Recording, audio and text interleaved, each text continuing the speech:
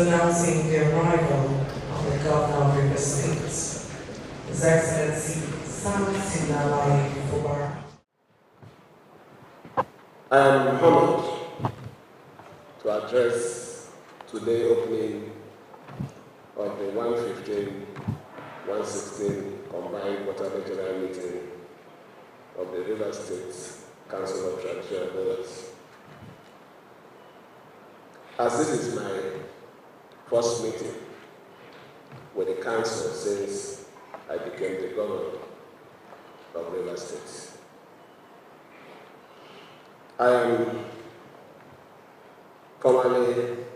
let me formally congratulate His Majesty Sir Thomas Sergeant Awusi,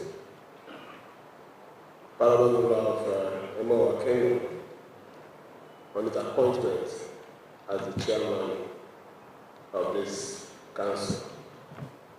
Allow me to also congratulate his predecessor, who is also my own, King Dr. Anderson Douglas Chad,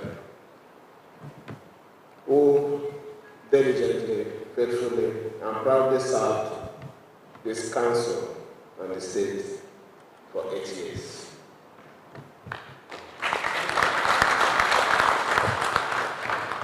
It is my hope and prayer that the current leadership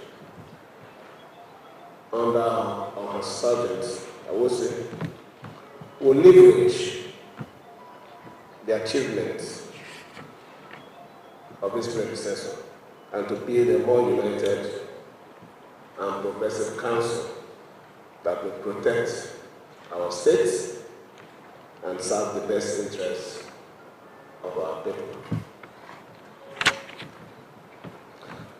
As you know, the River State Council for Traditional Rulers was created as an institutional body of eminent citizens with the responsibility to advise the government on traditional issues, preserve peace, and advance the social and economic progress of local communities in partnership with the local and state governments. Besides being the guardians of our traditional values and culture, their closeness to the grassroots place you in an eminent position to play pivotal roles and contribution towards achieving the developmental aspiration of our people for peace, security, and development. Against this background, the importance of our traditional rulers as viable development partner to the state cannot be overemphasized. I wish to assure you that our administration will continue to accord respect to the traditional institution.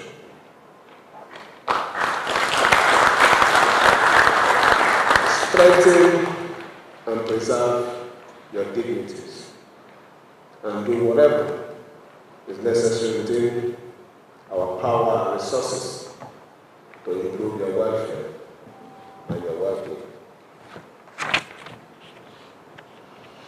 Your Royal Majesties and Highnesses, you are meeting at a time when our country and our people are facing serious economic challenges, including poverty, unemployment, high rising costs of living. We must all be worried about the plight of our youth, especially those in rural communities, most of whom are poor, neglected, and almost forgotten in the government development plans policies, and actions. But let us all have faith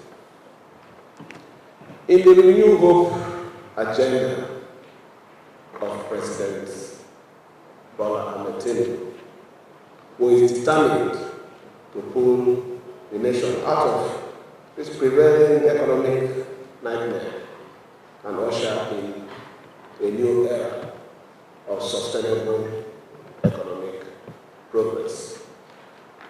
On our part, we remain committed to serving our states and people with humility, sincerity of purpose, and accountability.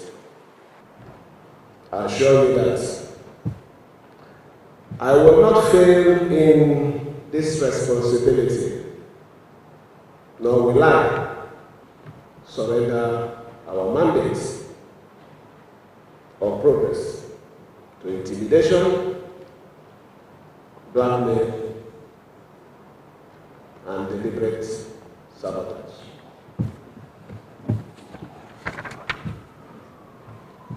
I affirm my earlier statements and recommit myself to the path of peace, as there is nothing to gain in a state of endless crisis.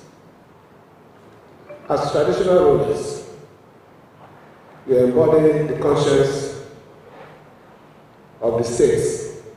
Therefore, you must have the integrity not to compromise your neutrality and the courage to speak truth to power.